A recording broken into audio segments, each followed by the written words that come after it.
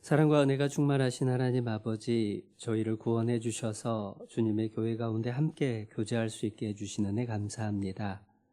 또한 이번 한 주간 대전도 집회를 통해서 하나님의 귀한 복음을 전할 수 있도록 함께 해주심을 감사합니다. 말씀을 듣는 영혼들 끝까지 말씀을 함께 듣고 모두가 구원 얻어 주께 영광 돌리는 한 주간 될 수 있도록 하나님께서 축복하시고 도우시기를 간절히 기도드립니다. 또 지금도 말씀을 전하기 위해 계속해서 기도하며 수고하는 형제 자매님들도 있습니다. 성령께서 두루 역사해 주셔서 말씀을 들을 영혼들의 마음과 걸음 말씀 앞으로 더욱 인도하여 주시옵소서. 또 그 일을 위해서 많은 형제 자매님들이 합심하여 수고하고 있습니다. 수고하는 손길들 위해 합당한 은혜로 갚아주시고 이번 한 주간 주님의 사랑 더욱 알아가며 또 우리 마음속에 더욱 주와 가까이 함께하는 귀한 한 주간 되도록 한 사람 한 사람 붙잡아 주시옵소서. 화요일 오전 시간 어머니 원래회로 함께 모였습니다. 이곳을 향하는 걸음 안전하고 좋게 인도해 주시고 혹여 여러 어려운 사정으로 함께하지 못하는 자매님들도 어디에 있든지 같은 마음으로 깨어있을 수 있도록 일깨워 주시고 또한 영육간의 건강을 보살펴 주셔서 또 다음에 모일 때에는 더 많은 분들이 함께 할 수 있도록 하나님 지켜주시옵소서. 저희들 모여서 교제 나눌 때에 우리에게 필요한 말씀으로 교훈해 주시고 또 서로를 더욱 알아가며 서로를 위해 더욱 깨어 기도하는 귀한 시간 되도록 이 시간의 모든 순서도 주님 주관하여 주시옵소서. 이 시간의 모든 순서를 주께 의지하오며 우리를 사랑하셔서 늘 지켜주시는 예수님의 이름으로 감사하며 기도드렸습니다. 아멘. 네, 함께 사무엘상 1장 말씀을 찾아보시겠습니다.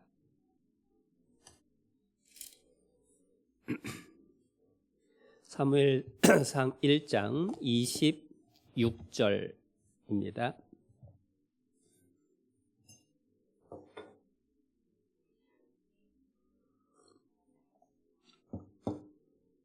26절부터 제가 읽어드리겠습니다. 한나가 가로되 나의 주여 당신의 사심으로 맹세하나이다. 나는 여기서 나의 주 당신 곁에 서서 여호와께 기도하던 여자라. 이 아이를 위하여 내가 기도하였더니 여호와께서 나의 구하여 기도한 바를 허락하신지라. 그러므로 나도 그를 여호와께 드리되 그의 평생을 여호와께 드리나이다 하고 그 아이는 거기서 여호와께 경배하니라. 네, 인사드리겠습니다. 안녕하십니까? 네, 반갑습니다. 어제 저녁 보고 또 아침에 보고 저녁에 또 보고 네. 계속해서 어머니 모임 때는 성경 속의 여성 인물들에 대해서 함께 배우고 있는데요. 오늘은 한나라는 여성에 대해서 함께 생각하는 시간을 갖고자 합니다. 한나 하면은 떠오르는 것은 사무엘의 어머니, 고난 가운데 하나님께 간절히 기도함으로 응답받은 사람, 또 하나님께 모범이 되는 신앙 고백을 했던 여인, 여러 가지로 설명을 할 수가 있습니다. 그 한나의 삶을 간단하게 요약을 하면 이 엘가나라고 하는 남자에게 두 아내가 있었죠. 한나와 분인나. 한나는 자식이 없고 분인나는 자식이 있고, 그런데 남편 엘가나는 한나를 더 사랑하니까 분인나가 시기가 나서 한나를 자꾸만 괴롭힌 거예요. 자식도 없는 것이 하면서 괴롭혔겠죠. 그런데 남편은 속상해하는 한나를 위로해 줍니다. 10아들보다 내가 당신 사랑하는 게 더 큰 거 아니냐고 아주 드라마에서 나올 것 같은 그런 대사로 아내를 위로를 합니다. 그런데 위로를 받지를 못해요. 그래서 분인나의 괴롭힘 속에서 눈물 흘리는 시간이 오래됐고 너무 괴로운 가운데에 여호와 앞에 나아가서 눈물로 오랜 시간 기도를 올리게 됩니다. 그 가운데 제사장 엘리를 통해서 하나님의 응답을 받고 그때부터는 어떤 슬픈 기색도 없이 응답해 주실 것을 기다렸고 결과적으로 사무엘을 낳게 되죠. 하나님께 감사로 영광 돌릴 뿐만 아니라 하나님께 서원했던 대로 자기가 낳은 아들을 하나님께 드리는 장면이 이 방금 읽었던 26절부터 28절까지의 내용이에요. 그런데 여기서 한 가지 생각해 볼 일이 있습니다. 특히 어머님들이 모여 있으니까 한번 대답을 해보시죠. 여러분이 어떤 상황이 더 낫다라고 생각하는지, 아들은 없지만 남편의 사랑받는 게 더 나은 걸까요? 남편의 사랑은 받지만 아들이 없는 게 나을까요? 저거 똑같이 얘기했죠? 얘기해놓고도 저도 이상했어요. 다시 한번. 아들은 없지만 남편의 사랑을 받는 것. 반대로 아들은 있지만 남편 사랑은 못 받는 것. 쉽게 말해서 한나가 되고 싶어요? 분인나가 되고 싶어요? 뭐 그 얘기입니다. 어느 쪽이 더 나을까요? 사실 요즘 생각으로 하면은 아니 아들 없어도 남편이 그렇게 사랑해주면 그거 진짜 좋은 건데? 이런 생각을 많이 하게 될 것 같아요. 실제로 여러분이 한나 입장이라면 아들이 없음에도 불구하고 남편의 사랑을 받는다라고 하면 만족하고 살 수 있을 것 같은가요? 그래도 아닌가요? 저는 이 말씀을 읽으면서 첫 번째로 이상한 걸 하나 생각한 게 뭐냐면 한나도 분이나도 참 이상하다. 왜 이상하냐? 아니 자기한테 없는 것에 집중을 해가지고 그것 가지고 시기 질투하고 상처받고 다투고 그래서 둘이 같이 힘들어해요. 한나는 자식 없는 것 때문에 괴로워하고 분인나는 남편 사랑 못 받는 것 때문에 괴로워하고 거꾸로 생각을 해보면 자기에게 하나님이 주신 것에 집중을 할 수 있었다라고 한다면 사실 감사하면 지낼 수 있었지 않았을까? 예전에 들은 얘기가 생각이 나요. 어떤 노모가 할머니가 아들이 둘이 있었는데 한 아들은 집신장수, 한 아들은 우선장수. 비가 오면 눈물을 뚝뚝 흘리면서 걱정을 하는 겁니다. 아이 집신장수 아들 집신 어떻게 파냐고 굶어 죽게 생겼다고. 또 해가 쨍쨍 내려지면은 또 걱정을 한가득 합니다. 아 우산장수 아들 우산 못 팔아서 어떻게 먹고 사냐고. 방법은 어떻게 하면 되죠? 비가 오면 우산 팔아 감사하고 날이 쨍쨍 맑으면은 집신장수 잘 된다고 감사하고 사실 어느 쪽을 선택하느냐라고 하는 것에 따라서 주어지는 게 달라지는데 내가 누리는 게 달라지는데 그런데 이상하게 자꾸만 우리는 주어진 것에 감사하기보다는 주어지지 않은 것에 대해서 자꾸만 집중을 하고 그것이 채워지지 않은 것에 대해서 원망, 불평, 답답함, 걱정 이런 것들에 빠져서 사는 것 같아요. 근데 왜 그럴까라고 고민해 보면 결국은 죄성 때문에 그러죠. 육신을 입고 사는 가운데에서 주어진 것에 대해서 감사하는 것조차도 사실은 본성만으로는 안 되는구나. 그래서 하나님의 영의 도우심이 필요한 거예요. 여기 사무엘상 1장에는 줄을 하나 끼워두시고 고린도 전서 2장을 찾아보시겠습니다. 고린도 전서 2장 12절 말씀.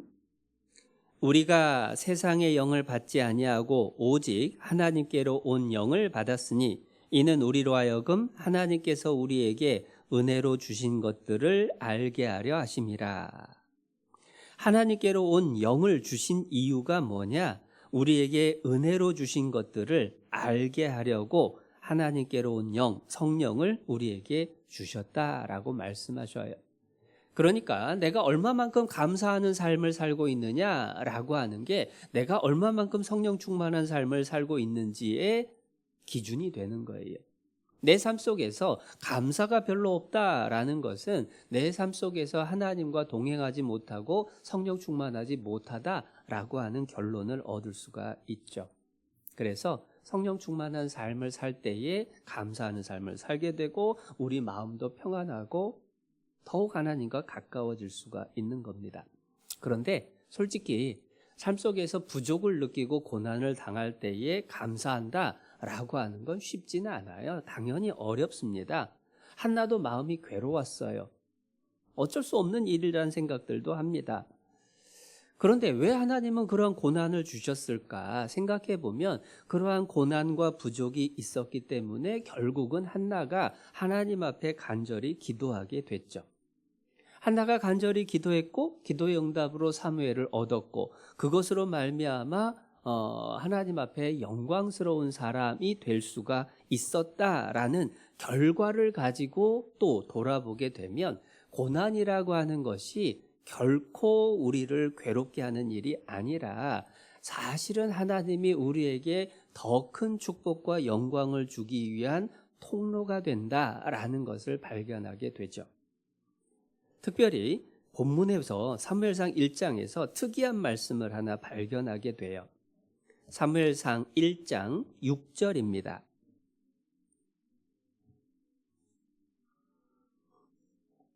6절 말씀. 여호와께서 그로 성태치 못하게 하심으로 그 대적 분인나가 그를 심히 격동하여 번민케 하더라. 한나가 아이를 못 가진 이유가 하나님이 성태치 못하게 하셨다라고 말씀에 기록을 해두셨어요. 하나님이 고난을 주신 거예요. 왜 하나님은 사람들에게 이렇게 고난이라고 하는 것, 또 부족이라고 하는 것을 주실까 생각해 보면 하나님 앞에서 아이를 갖고 평탄하게 지내는 게 정말 복일까? 아니면은 아이가 없어서 슬픔을 당하고 그 가운데 하나님께 간절히 기도함으로 아들을 얻게 되는 거, 그게 진짜 축복일까? 어느 쪽이 축복일까? 그것을 생각해 봐야 돼요. 만약에 한나가 일찍부터 아이가 있었고 남편의 사랑도 받았고 아무 부족도 없었다라고 한다면 눈물로 하나님께 기도하지는 않았을 거고 아들을 하나님께 드리는 일도 없었을 거예요. 신명기 8장을 보면 하나님의 그러한 의도를 이스라엘 민족에게도 보이셨다는 걸 알게 됩니다. 신명기 8장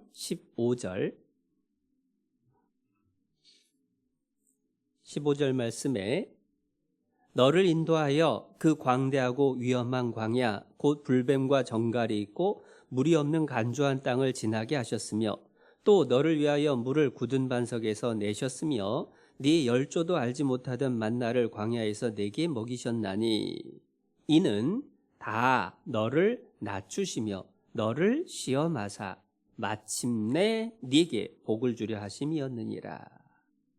이는 다 너를 낮추시며 너를 시험하사 마침내 네게 복을 주려 하심이었느니라. 하나님의 마침내가 있다라는 거예요. 그렇다면 이제 생각해 볼 건 뭐냐면 한나에게 있어서 분인나는 어떤 역할일까? 처음에는 틀림없이 가십니다. 정말 아프게 했잖아요. 분인나만 없었어도 너무너무 편안했을 거예요. 삶이 행복했을 거예요. 남편 사랑에 충분히 위로받고 살았을 겁니다. 그런데 자기 약점을 계속해서 찔러대고 상처를 주는 분인나가 있었기 때문에 얼마나 괴로웠을까. 그런데 다 지나고 돌아보니까 어떻게 됐죠? 분인나는 사실은 훌륭한 코치의 역할을 했던 거예요. 분인나가 있었기 때문에 고통을 느끼고 부족을 느끼고 현실에 안주하지 못하고 하나님께 눈물로 기도하게 된 거잖아요. 코치라고 하는 역할이 이렇게 정의를 내리더라고요.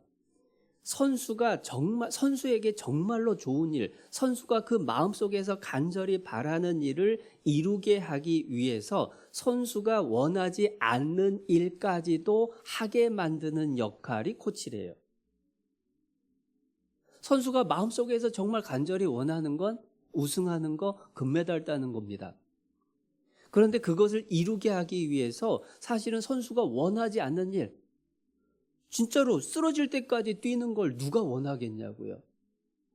먹고 싶은 거 못 먹게 되는 걸 누가 원하겠냐고요. 그런데 코치는 못 먹게 하고 쉬지 못하게 하고 계속 뛰게 하고, 마라톤 선수들이 마라톤을 뛰면 코치는 옆에서 차를 타고 지나가면서 막 이렇게 격려를 한답니다. 실은 격려가 아니죠. 정신 차려, 안 뛰어, 빨리 뛰어 막 하면서 이제 막. 이봉주 선수인가요? 옛날 금메달리스트잖아요. 훈련 시절을 얘기를 하면서 때려주고 싶었대요. 때려 눕히고 그 차에 자기가 타고 가고 싶었대요. 그런데 그 코치가 있었기 때문에 자기가 단련이 됐고 그렇게 해서 금메달을 목에 걸게 됐다라고 하는 것을 고백을 합니다. 박지성 선수가 예전에 월드컵 2002년 월드컵 때에 골인을 결승골을 넣자마자 막 달려가가지고 히딩크 감독한테 막 애기처럼 안기는 장면이 있었어요. 그런데 히딩크 감독은 훈련 기간 내내 선수들을 끊임없이 쓰러질 때까지 뛰게 만들었습니다. 체력 키워야 된다고. 죽을 것 같았거든요. 귀신처럼 보였다고 합니다. 그런데 골인을 넣고 나니까 제일 먼저 달려간 사람이 그 사람이었다는 거예요. 그게 코치 역할입니다. 그런 의미에서 분인나는 어찌 보면은 본인의 의도는 아니었을 수 있겠죠. 그러나 결과적으로 보면 한나의 신앙을 성장시켜서 하나님께 축복을 받게 해주는 코치의 역할을 한 거예요. 우리의 삶도 그렇다는 겁니다. 지금은 이해가 안 돼요. 지금은 미워 죽겠다 싶을 수도 있습니다. 그러나 그 사람이 또 그 일들이 나한테 있는 이유가 뭐냐? 하나님이 더 큰 축복을 주시기 위해서 배려해 주시는 일이 틀림없다라는 것을 발견하게 됩니다. 시편 57편도 보겠습니다.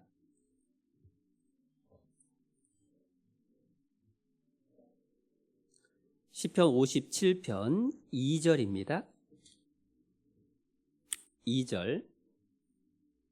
내가 지극히 높으신 하나님께 부르짖으며 곧 나를 위하여 모든 것을 이루시는 하나님께로다. 하나님이 나를 위해서 모든 걸 이루어 주신다라고 하나님께 찬양을 하는 다윗의 모습이죠. 그런데 어떠한 상황이었는지는 1절 앞에 작은 글씨로 설명이 되어 있습니다.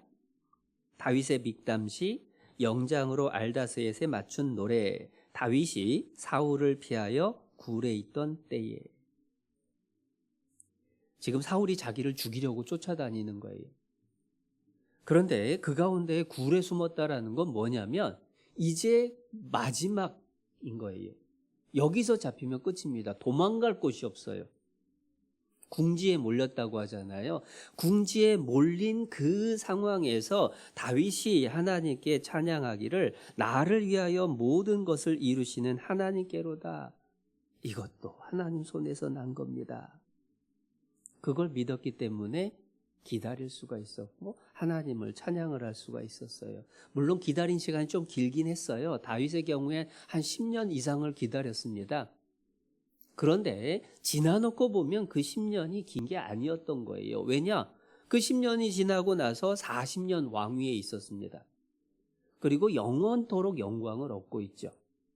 그렇기 때문에 고난의 시간이 긴 것 같지만 사실은 그게 적당한 시간일 수 있다라는 거예요. 그래서 지금 나를 힘들게 하는 사람이 내 주변에 있다면, 나를 힘들게 하는 상황에 내가 처해 있다라고 한다면 조금만 더 기도하면서 기다릴 필요가 있다. 왜냐하면 그 속에 하나님의 은혜가 숨겨 있기 때문입니다. 하나님의 은혜라고 하는 선물은 고난이라고 하는 포장지로 포장이 되어서 사람들에게 배달이 된대요.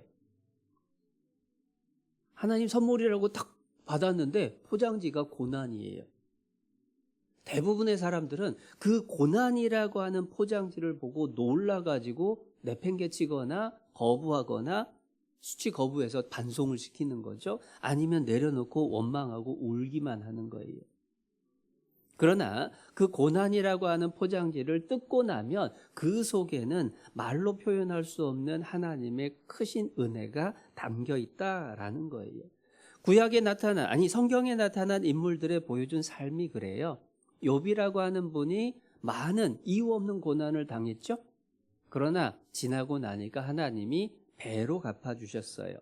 요셉의 경우에는 형들에게 버림을 받고 노예로 팔려가서 고생을 하고 누명을 써서 죄수로 들어가고 13년이라는 시간을 고난을 당했습니다. 그런데 그게 지나고 났더니 애굽의 총리가 되고 가족을 구원하게 됐죠.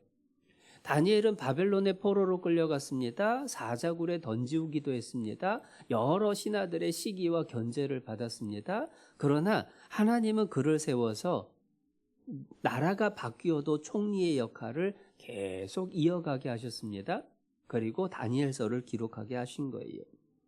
고난이라고 하는 포장지를 뜯었을 때에만 누릴 수 있는 것들이 있다라는 겁니다. 거기에서 주저앉거나 거기에서 포기해버린다라고 한다면 결코 하나님의 은혜를 얻을 수가 없죠.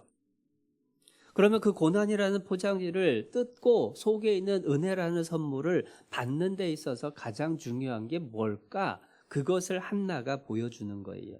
사무엘상 1장입니다.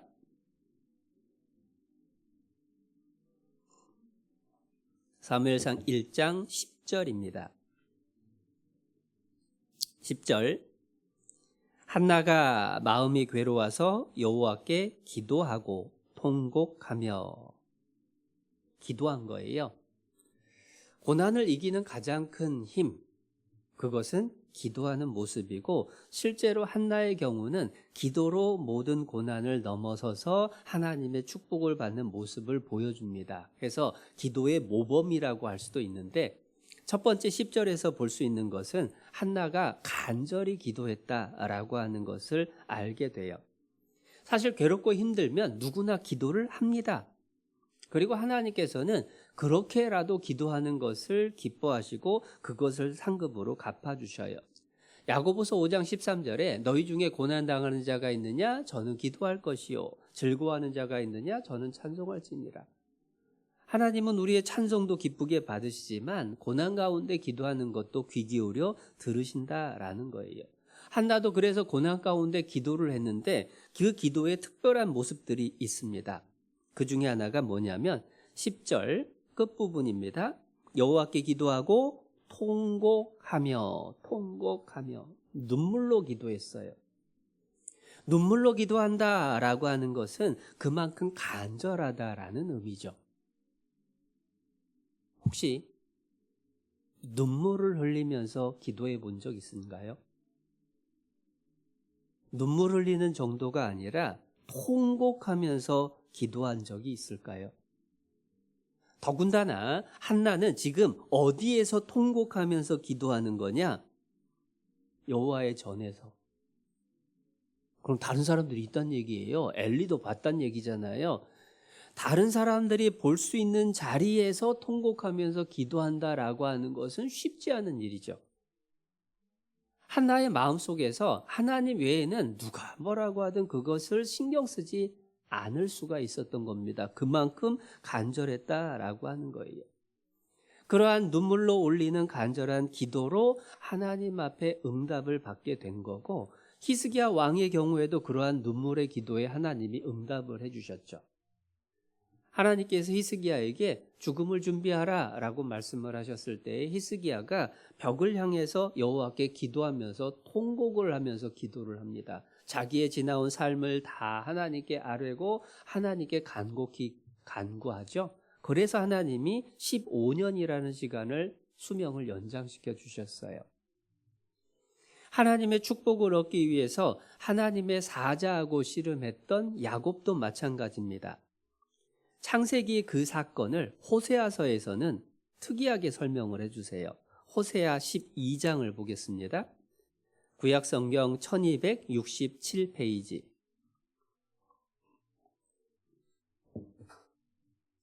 호세아 12장 3절. 3절 말씀.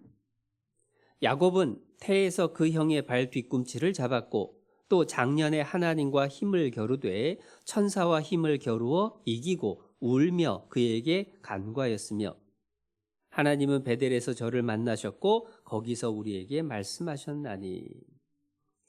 천사와 힘을 겨루어 이기고 울며 그에게 간구하였더니 하나님의 축복을 받기 위해서 매달린 것만 한 게 아니에요.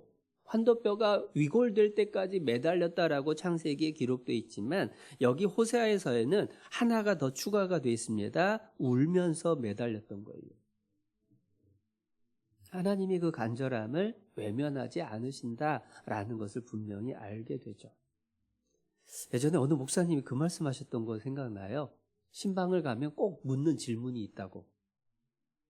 요즘 간절히 기도하는 기도 제목 3가지만 말씀해 주세요 라고. 여러분이 요즘 기도하는 것 가운데 가장 간절히 기도하는 3가지, 그게 과연 무엇일까? 그리고 그 기도를 얼마나 하나님 앞에 간절히 하고 있나? 한나의 기도가 간절하다라는 것은 울며 기도했을 뿐만이 아니라 사실은 또 하나의 모습을 통해서 간절함을 보여줍니다. 사무엘상 1장 다시 돌아가 볼게요. 12절입니다. 12절.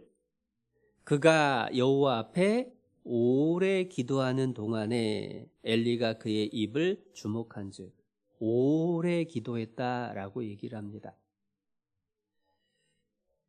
나의 기도 시간은 과연 하루에 얼마나 될까? 기도하기 위해서 나는 얼마만큼의 시간을 들이고 마음을 들이고 있는가? 내 삶 속에서 내가 기도하는 시간이 많은가? 내가 걱정하는 시간이 많은가? 내가 기도를 먼저 하나? 내가 걱정을 먼저 하나? 한나의 경우에 그 기도 시간이 꽤 길었던 것 같아요. 그래서 성경에 기록하기를 그가 여호와 앞에 오래 기도했다라고 말씀을 하시죠. 솔직히 기도해 보면 오래 기도하는 게 쉬운가요? 어려운가요? 일단은 무릎이 저려요. 그리고 온갖 잡생각이 나기도 하고 참 기도를 오래 한다라는 게 쉽지가 않아요. 그런데 간절함이 있을 때에 오래 기도하는 것도 가능하겠죠? 그래서 한나의 기도는 간절한 기도다. 왜냐? 눈물로 통곡으로 기도했을 뿐만 아니라 오래 기도했다라는 것을 통해서 알게 됩니다. 또한 한나의 기도가 응답받았던 2번째 이유는 한나는 하나님을 하나님답게 높여드리는 겸손한 기도를 드렸다라는 거예요. 11절입니다. 11절. 서원하여 가로되 만군의 여호와여 만일 주의 여종의 고통을 돌아보시고 나를 생각하시고 주의 여종을 잊지 아니하사 아들을 주시면 내가 그의 평생에 그를 여호와께 드리고 삭도를 그 머리에 대지 아니하겠나이다. 이게 왜 하나님을 하나님으로 높이는 기도라고 말씀을 드리냐면, 가끔은 기도의 내용을 들어보면 하나님 이거 좀 이렇게 해주시고요, 이것 좀 들어주시고요, 마치 하나님한테 무슨 그 심부름을 시키는 것처럼, 아니면 채권자가 돼서 채무자한테 이거 해달라 저거 해달라 왜 안 하냐라고 따지는 것처럼 그렇게 기도하는 경우들이 있다라는 거예요. 그런데 결코 하나님은 그러한 대우를 받을 분이 아니죠. 한나의 경우에는 하나님을 높이면서 자기를 낮췄어요. 주의 여종입니다. 주의 여종입니다. 하나님께서 저를 제 고통 좀 돌아봐 주세요. 기억 좀 해주세요. 나 좀 생각 좀 해주세요. 라고 매달리면서 자기의 소원을 하나님께 아뢰는 겁니다. 그 얘기는 뭐냐면 하나님이 들어주시든 안 들어주시든 하나님이 결정을 하는 거고, 자기는 그 하나님의 은혜를 받고자 하나님께 간곡하게 아뢰고 있는 종의 위치라고 하는 것을 철저하게 고백하고 있는 거예요. 이게 대단한 거라는 걸 어떻게 알게 되느냐? 야곱의 아내 라헬의 모습하고 비교를 해보면 됩니다. 아들을 얻지 못했던 라헬. 라헬도 얼마나 아들을 갖고 싶었어요. 그래서 심지어 자기 몸종을 야곱에게 줘서 아들을 얻으려고까지 애썼던 사람이잖아요. 그러면서 라헬이 야곱에게 큰 소리를 칩니다. 나로 아들을 낳게 하라고 하면서 막 남편한테 큰 소리를 치기도 했어요. 아무튼 그러한 고통 가운데에 야곱을 요셉을 얻게 됐는데, 요셉을 낳고 나서 그 이름을 지을 때의 모습을 창세기 30장에서 이렇게 설명을 해주세요. 창세기 30장 23절부터 제가 읽어드릴게요.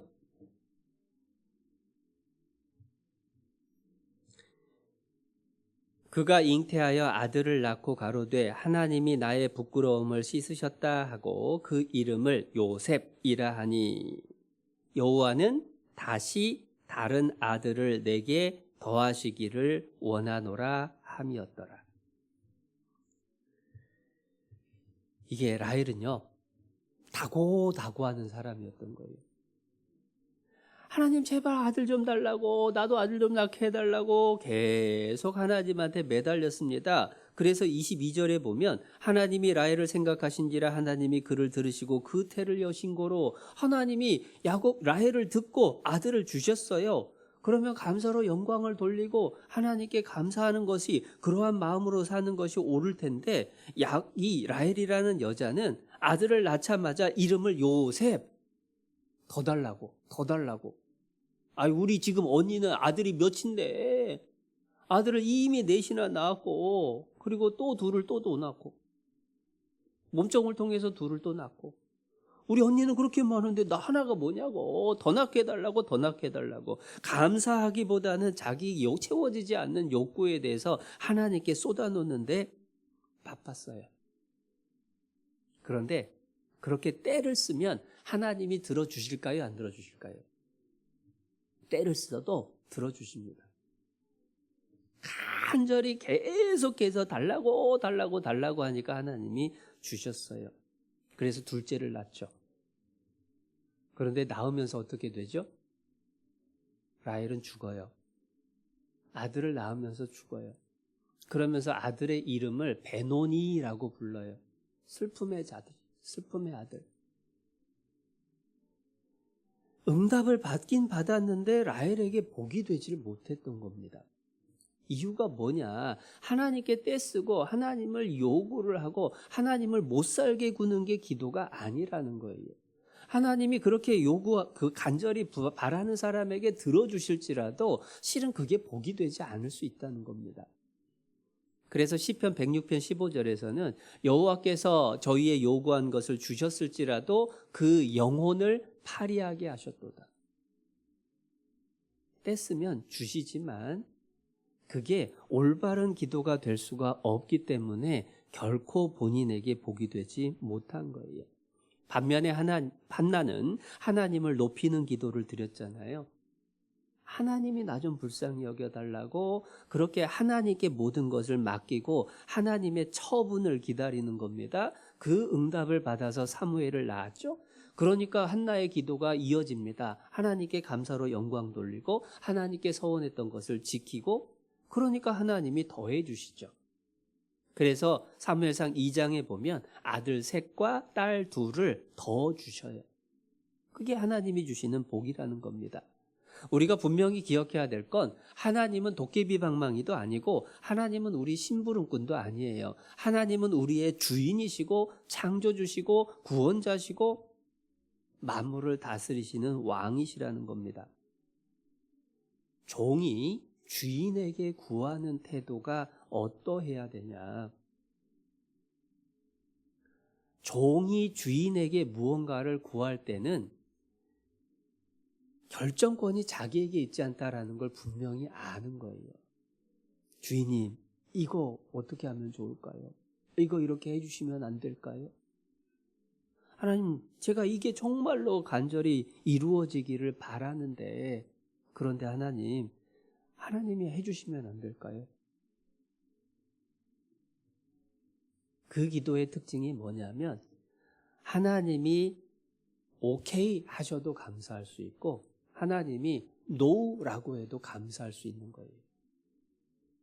떼쓰는 기도는 하나님이 노라고 대답을 하면 그것을 받아들이지 않는 겁니다.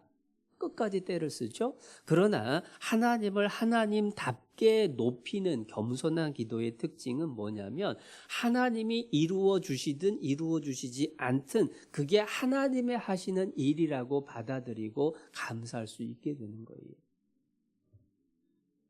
제가 가끔 말씀드렸던 것 같은데 대학 입시를 앞두고 기도를 100일 기도를 했다고 했잖아요. 100일 기도하는데 처음에 하나님 시험 잘 보게 해주셔서 꼭 합격하게 해달라고 그렇게 기도를 한참을 하다가 잠언 21장 31절 말씀을 읽다가 반성했던 겁니다. 싸울 날을 위하여 마병을 예비하거니와 이김은 여호와께 있느니라. 아, 하나님께 결과를 내가 요구할 수 있는 게 아니구나 라고 생각을 해서 기도가 바뀌었어요. 하나님, 최선을 다할 수 있게 도와주세요. 그리고 어떠한 결과를 주시든지 그 결과에 감사할 수 있게 제 마음 붙잡아 주세요. 그게 겸손한 기도의 모습이 틀림없을 겁니다. 한나는 그러한 겸손한 기도를 올렸고 하나님께 응답을 받았죠. 그리고 세 번째 한나의 기도의 특징은 사무엘상 1장 10절부터 제가 다시 읽어드릴게요. 10절 한나가 마음이 괴로워서 여호와께 기도하고 통곡하며 서원하여 가로되 만군의 여호와여 만일 주의 여종의 고통을 돌아보시고 나를 생각하시고 주의 여종을 잊지 아니하사 아들을 주시면 내가 그의 평생에 그를 여호와께 드리고 삭도를 그 머리에 대지 아니하겠나이다. 서원하는 기도를 올렸어요. 서원이라고 하는 건 하나님과의 약속입니다. 정말 간절히 원하는 게 있을 때 서원할 수 있어요. 그런데 서원이라는 건 하나님과의 약속인데 그냥 손가락 걸고 하는 약속의 수준이 아니라 마치 법적으로 계약하는 것과 비슷합니다. 그러니까 서원을 했다면 반드시 그 서원을 지켜야만 하는 거고 그렇기 때문에 서원을 함부로 하면 안 되죠. 그래서 전도서 5장 4절에서는 네가 하나님께 서원하거든 갚기를 더디게 말라. 만약에 갚지 않는다면 어떻게 되는 거냐? 갚지 아니하는 것보다 서원하지 아니하는 것이 차라리 나으니라. 그러니까 내가 반드시 지키겠다라고 하는 그러한 결심 가운데에서 하나님께 나의 간절히 구하는 것을 아뢰는 것, 그게 서원의 모습이에요. 그래서 그 서원한 내용은 지킬 때에 내 자신에게 해가 될지라도 그것을 철저히 지켜야 됩니다. 시편 15편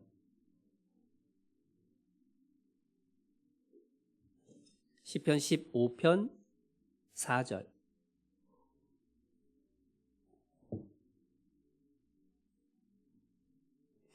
(15편 4절) 그 눈은 망령된 자를 멸시하며 여호와를 두려워하는 자를 존대하며 그 마음에 서원한 것은 해로울지라도 변치 아니하며. 서원한 것은 자기에게 해가 되는 것처럼 보일지라도 그것을 변하지 않고 반드시 지킨다. 그게 주의 장막에 유하는 자, 하나님과 함께 할 수 있는 사람의 모습이라는 겁니다. 그래서 한나는 지키죠.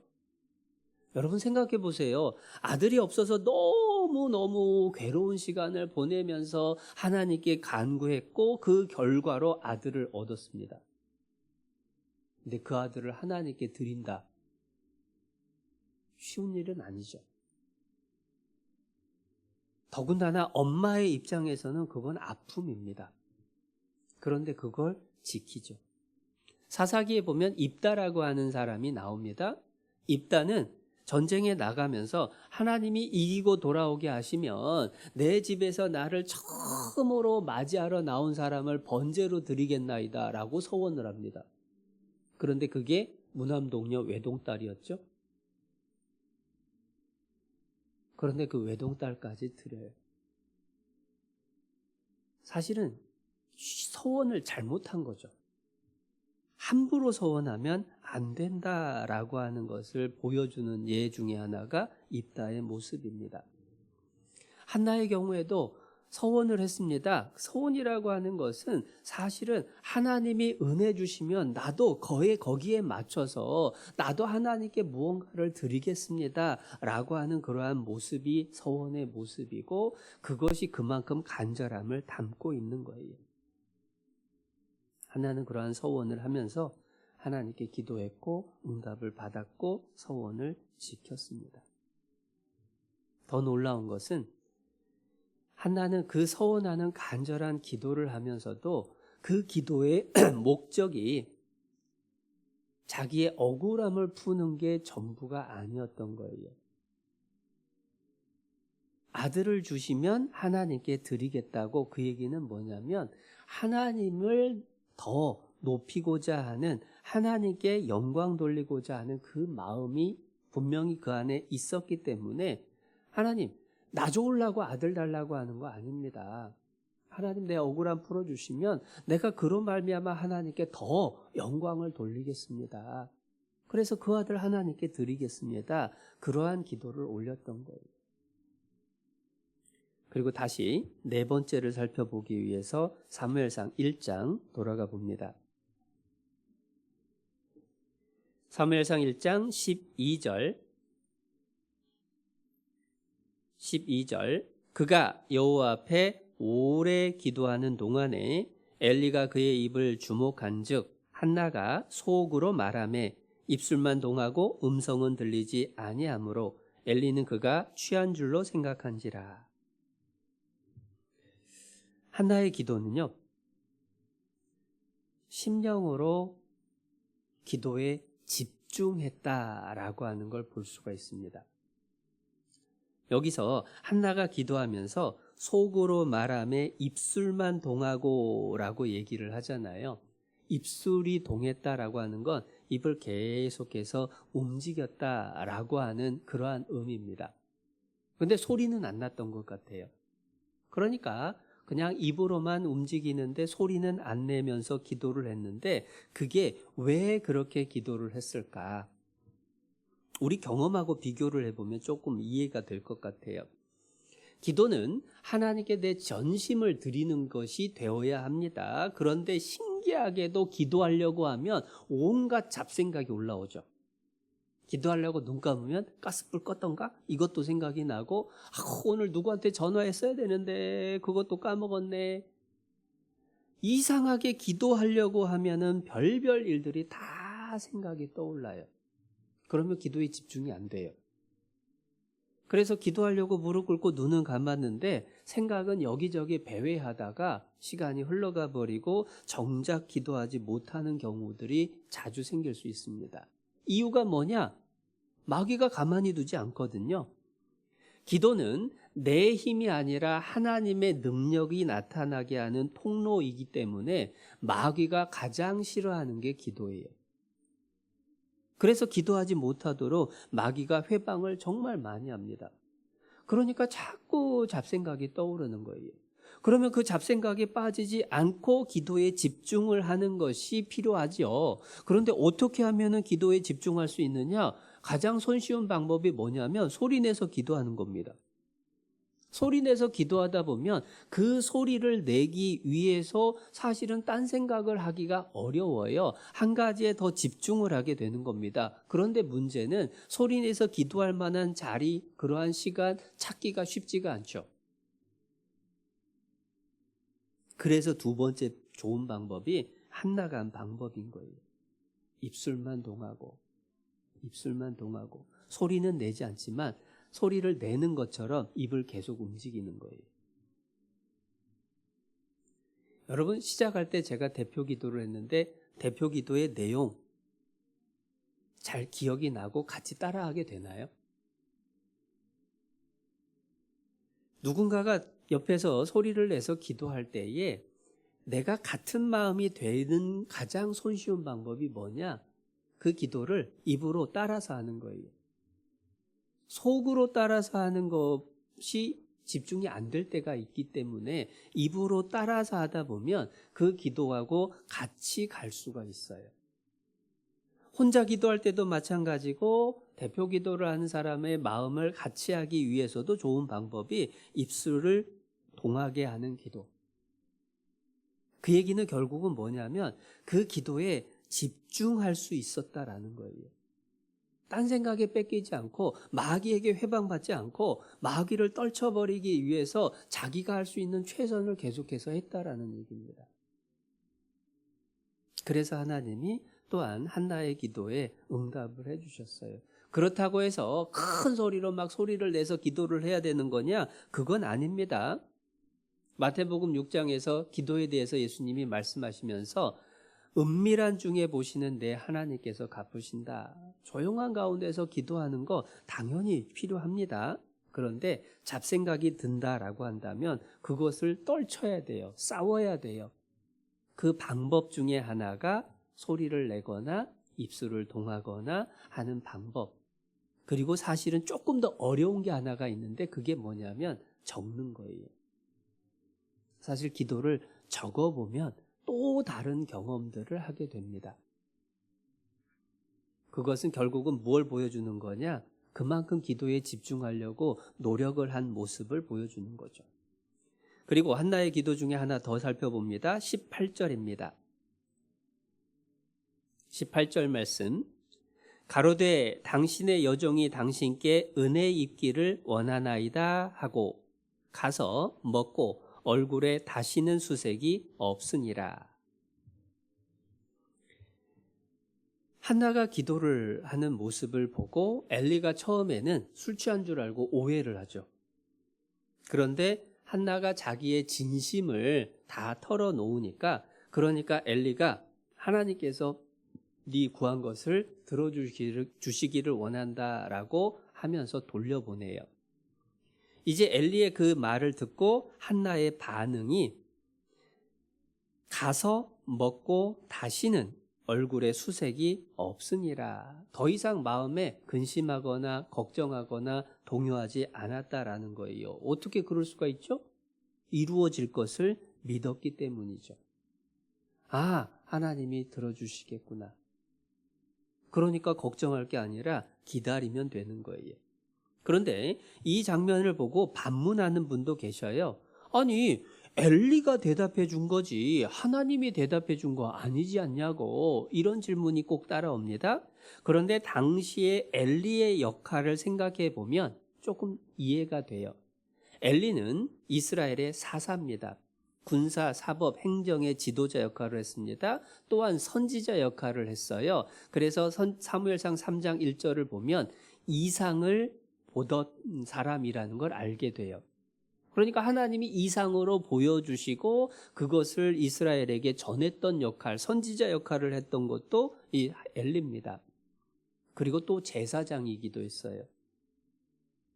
쉽게 말해서 엘리는 당시에 하나님의 대언자의 역할을 했던 사람이고 그렇기 때문에 한나는 엘리를 통해서 하나님이 말씀해 주신 것으로 여겼기 때문에 믿음으로 받아들이고 더 이상 근심하지 않았다라는 거죠. 사실은 예수님께서도 응답받는 기도의 핵심을 믿음의 기도라고 얘기를 해 주십니다. 마가복음 11장 찾아보시죠. 마가복음 11장 24절.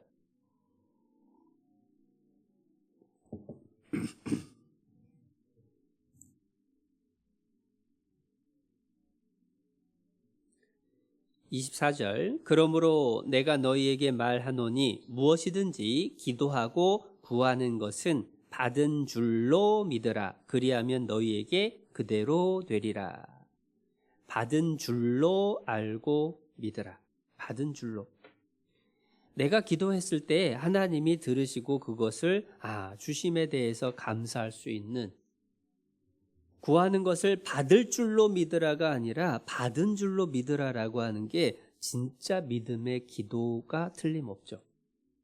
그런데 솔직히 그게 항상 되지는 않더라고요. 그러한 경험들이 우리에게 자주 있기를 바라는데 그게 항상 되지는 않더라.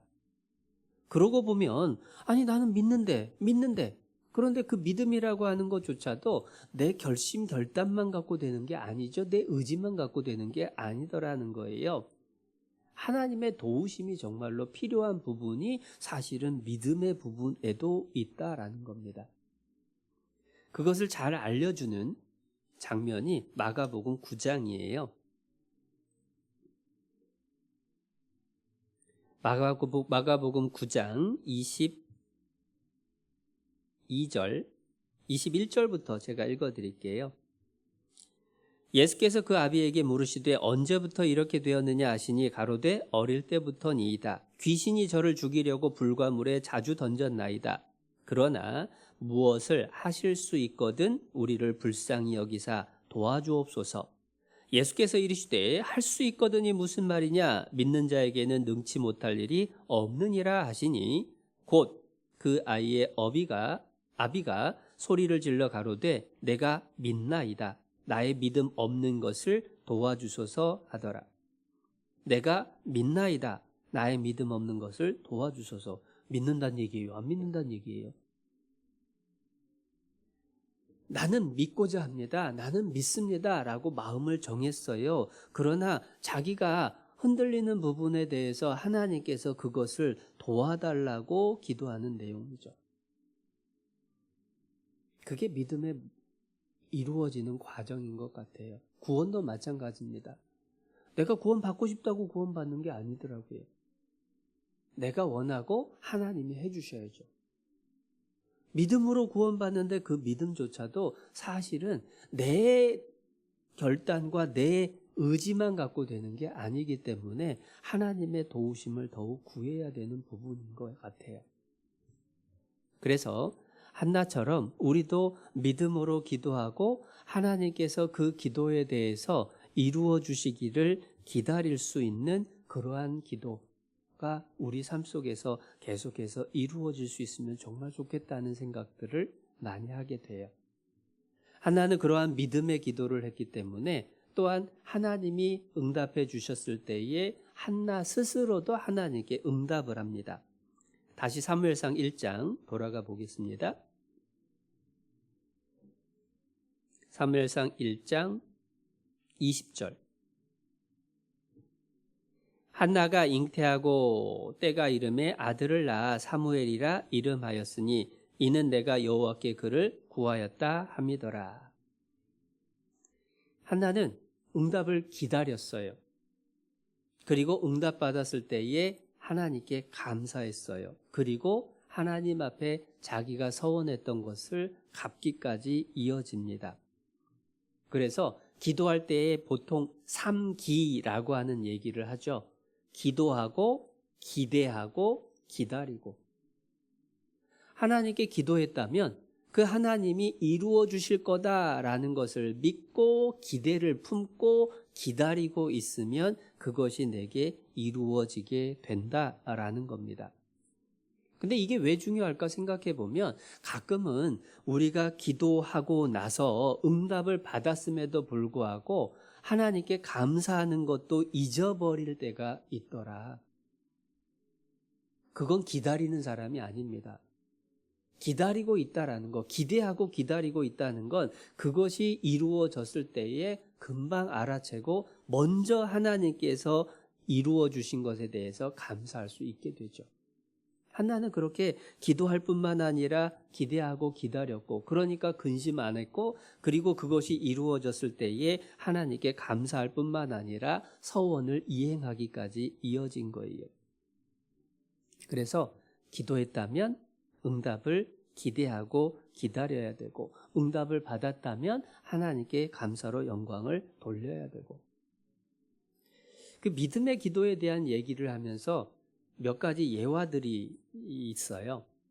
그 중에 하나가 어떤 그 지역에 비가 계속 안 와서 가뭄이 들어서 온 동네 사람들이 교회당에 모여서 하나님께 비 오기를 간구한 겁니다. 밤새도록 기도를 했어요. 간절히 기도했죠. 그리고 각자 집으로 돌아가서 이제 아침에 자고, 이제 새벽에 자고 아침에 나오는데, 그 나오는데 교회당으로 오는 길에 한 아이만 우산을 들고 나오더래요. 나머지 사람들은 밤새 하나님께 비를 달라고 기도를 해놓고 교회당에 다시 모이는 시간에 가면서 그냥 빈손으로 갔고 한 아이만 하나님 비 주실 거다라는 걸 믿고 우산을 들고 갔더라는 거예요. 그게 진짜 하나님이 보시는 믿음이란 생각들을 하게 되죠. 근데 반대의 모습들을 보게 되는 경우도 있어요. 어떤 교회당에 바로 옆에 술집이 있었답니다. 그런데 교회당 옆에 술집이니까 얼마나 교회당에서 힘들었겠어요. 그래서 교회 다니는 성도들이 하나님께 간절히 기도를 했답니다. 하나님, 저 술집 불타 없어지게 해달라고. 그래서 간절히 기도를 했대요. 그런데 얼마 안 돼서 벼락을 맞아서 그 술집이 불탔어요. 술집 주인이 소송을 걸었습니다. 이 교회에서 기도해가지고 우리 술집 불탔다고. 그랬더니 교회 목사님을 비롯해서 성도들이 무슨 소리냐고, 우리가 기도했다고 그게 되냐고 하면서 자기들 기도 때문이 아니더라라고 오히려 큰 소리를 쳤다는 얘기가 있어요. 그게 정말로 하나님께 기도하는 사람의 모습이냐?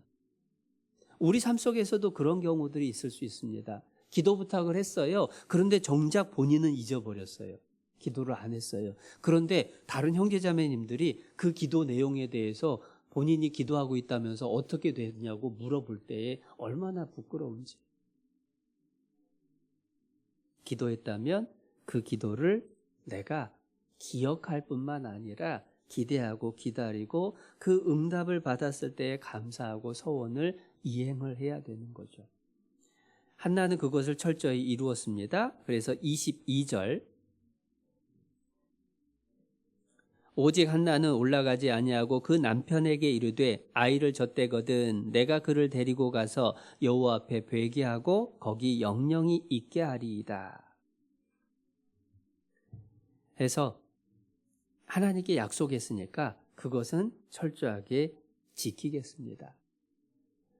자기가 구한 것만 기억하는 게 아니라 자기가 드리기로 한 것도 기억을 하는 거예요. 생각해 보면 우리가 하나님 앞에 약속한 일들이 얼마나 많은가라고 하는 걸 생각하게 돼요. 그리고 그 하나님 앞에 약속했던 것들을 나는 얼마나 지키고 있나. 내가 하나님 앞에 약속한 것을 지키지 않으면서 하나님이 내가 구하는 것을 들어주시라고 그렇게 요구를 하는 것은 사실은 앞뒤가 안 맞는 얘기가 되겠죠. 그러한 모습들을 보면 한나가 얼마나 믿음의 훌륭한 분이었나, 그 기도가 얼마나 모범이 되나 분명하게 알게 됩니다. 그런데 한나가 그렇게 기도할 수 있는 배경이 뭘까? 그 배경은 한나가 사실은 하나님에 대한 풍성한 지식이 있었다는 거예요. 그걸 어떻게 아느냐? 2장 보시면 2장 1절에 한나가 기도하여 가로되 라고 시작을 해서 10절까지 기도의 내용이 나오는데 하나님께 감사로 영광을 돌릴 뿐만 아니라 하나님이 어떠한 분이신지 한나의 신앙을 고백하는 내용입니다. 하나님이 거룩하시고 반석이 되시고 모든 행동을 달아보시는 지식의 하나님이시고 사람을 죽이기도 하고 살리기도 하시는 능력을 가지시고 그것을 결정할 수 있는 권리를 가지신 분이고 세상을 창조하시고 악인을 심판하시며 그리스도를 마침내 보내주시는 은혜의 하나님이라는 것을 쭉 고백을 하는 거예요. 그 내용을 보면 하나님에 대한 얼마나 많은 지식을 갖고 있는지를 알게 되죠. 결국은 한나가 이렇게 믿음의 기도를 하고 응답받을 수 있었던 배경에는 말씀이 기초가 됐다. 말씀을 따라서 기도할 때에 하나님의 약속을 붙들고 기도할 때에 그 기도를 하나님이 더욱 들어주시죠. 그래서 요한일서 5장에서 그를 향하여 우리의 가진 바 담대한 것이 이것이니 그의 뜻대로 무엇을 구하면 들으십니다. 하나님의 뜻을 알고 구할 때에 더욱 하나님이 속히 이루어 주실 것이 틀림없습니다. 그런데 정리하는 시간에 말씀드릴 필요가 있는 건 뭐냐면 이러한 기도에 대해서 모범이 어떤지를 잘 이해하는 것보다 더 중요한 건 실제 기도하는 것. 책 제목 중에 아내의 기도로 남편을 돕는다. 뭐 이런 책 제목 들어보신 분들 또 읽어보신 분들 계실 겁니다. 그만큼 아내의 기도의 힘이 크다. 뿐만 아니라 자녀를 위해서 눈물로 기도하는 어머니의 기도를 사단은 결코 이길 수 없다라고도 얘기합니다. 그래서 어거스틴을 변화시킨 어머니의 기도, 모니카의 기도, 그 눈물의 기도가 있었기 때문에 타락했던 아들이 돌이켜서 하나님의 일꾼이 되기도 하죠. 그만큼 자식을 향한 사랑 그리고 그것을 간절하게 끝까지 기도했을 때에 하나님이 결코 잊지 않으신다. 그러한 기도의 필요성뿐만 아니라 그러한 기도로 우리 또한 응답을 받는 그러한 시간들이 되었으면 좋겠습니다.